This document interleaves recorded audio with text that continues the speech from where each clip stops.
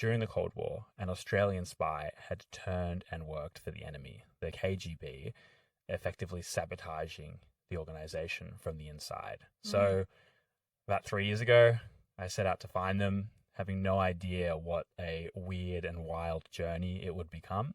Look, first off, how did you come to hear about this story and what made you want to pursue it and turn it into a podcast?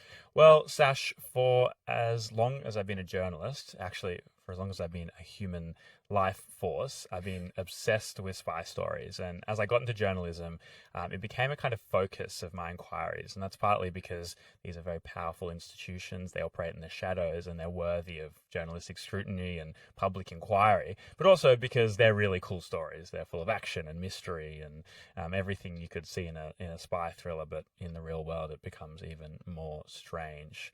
And so I spent a lot of time as a journalist pursuing stories to tell about Australian spies, particularly during the Cold War. And as I did so, I started to notice this pattern. So many spy operations in Australia, particularly during the Cold War, had ended in failure. So I started asking around for a theory as to why that might be, and that's when I heard. During the Cold War, an Australian spy had turned and worked for the enemy, the KGB, effectively sabotaging the organization from the inside. So about 3 years ago, I set out to find them, having no idea what a weird and wild journey it would become. And that's what became Nest of Traitors.